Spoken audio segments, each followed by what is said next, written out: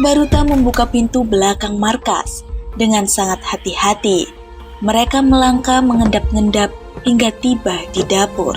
Di sana, mereka melihat sebuah kulkas besar dengan merek Hutan Utara. Rasa penasaran mendorong Baruta untuk membuka pintu kulkas itu, dan disitulah mereka terkejut.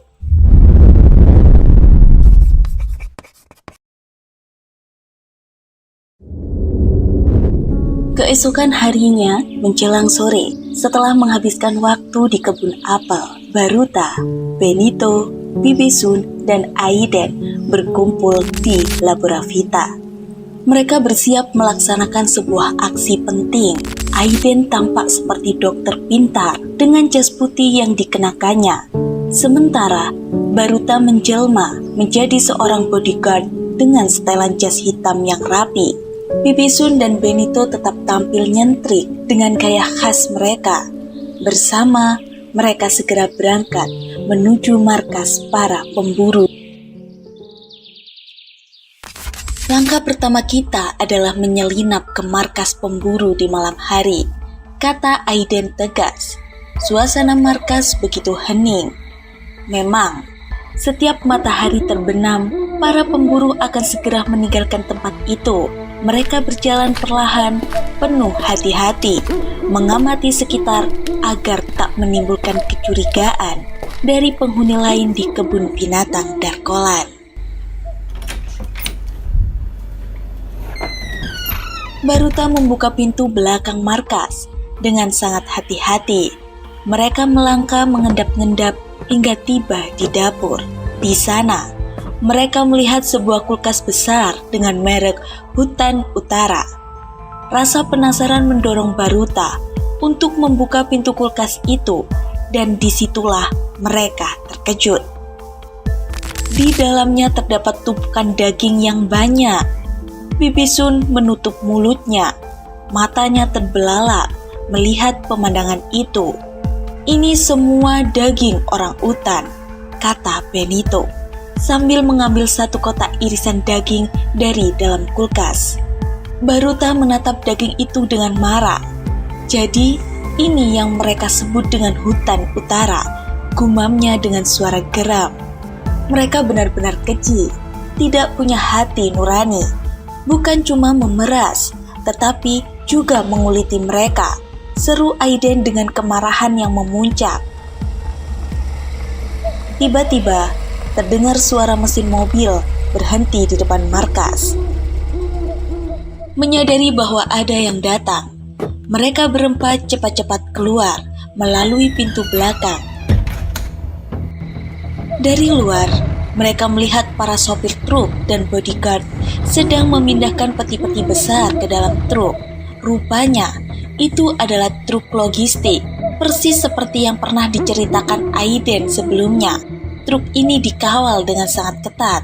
Baruta teringat saat ia dan Baron melihat truk logistik serupa di hari ketika Kasava diseret oleh Lord Devon. Truk yang saat itu bergerak menuju pusat distopia. Ternyata, dugaan Aiden benar. Orang utan bukan hanya diperas, tetapi juga dijadikan santapan. Legenda tentang Tenebros dan Camilio tampaknya bukan sekedar mitos. Kejadian itu memang nyata. Aiden, pernahkah kamu mendengar tentang Tenebros dan Camilio? Tanya Baruta. Apa? Aku belum pernah mendengarnya, jawab Aiden sambil mengernyitkan dahi. Tuan Kairos, gumam Baruta melirik ke arah Benito dan Bibisun. Apa katamu? Tanya Aiden untuk memastikan apa yang baru saja didengarnya. Sepertinya kita harus kembali ke kedai, ujar Bibisun dengan tenang. Dia melangkah tanpa tergesa, seolah tidak ada apa-apa. Benito mengikuti di belakangnya. Sementara itu, Baruta dan Aiden saling bertukar pandang, seakan tidak percaya dengan apa yang mereka baru saja temukan. Mereka masih belum pulih dari keterkejutan setelah kejadian kemarin di kedai Bibisun. Setibanya di kedai, Baruta dan Aiden menunggu dengan cemas, berharap tebakan mereka tentang siapa sebenarnya Bibisun dan Benito benar adanya. Sejak Baruta dibebaskan dari kebun binatang Darkolan, kedua sosok ini telah menjadi informan penting baginya. Dengan wajah penuh harap, mereka menunggu klarifikasi dari Bibisun dan Benito. Benito pun tersenyum dan berkata, "Yap, aku adalah Tuan Kairos, dan ini istriku, Nyonya Kairos." Aiden dan Baruta melompat kegirangan mendengar pengakuan itu. Namun, Benito menambahkan, "Tapi, Kairos yang sekarang bukanlah Kairos yang dulu. Aku bisa kehilangan kendali sewaktu-waktu. Ibarat seorang dukun, kekuatanku telah memudar." "Oh ya, soal daging yang pernah kau ceritakan dalam legenda Tenebros," tanya Baruta dengan penuh rasa ingin tahu. "Apakah benar jika daging orang utan disantap oleh para pejabat kerajaan?" "Bukan hanya pejabat," jawab Bibisun. "Daging itu juga diberikan kepada para buaya untuk pesta." Benito dan Bibisun yang dikenal sebagai orang utan cerdas mampu mengingat dengan jelas setiap detail kejadian masa lalu, bahkan sejak mereka masih kecil.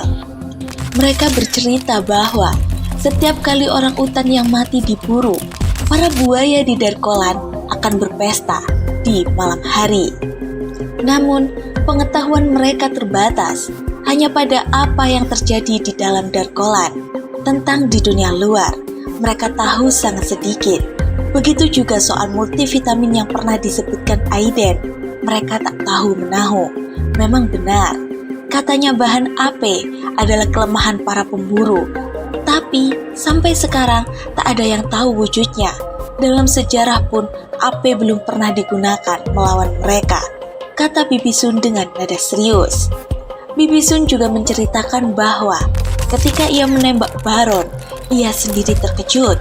Peluru yang mengenainya keluar begitu saja dari kepalanya. Luka yang semula ada di kepala Baron menutup secara ajaib tanpa bekas sedikit pun.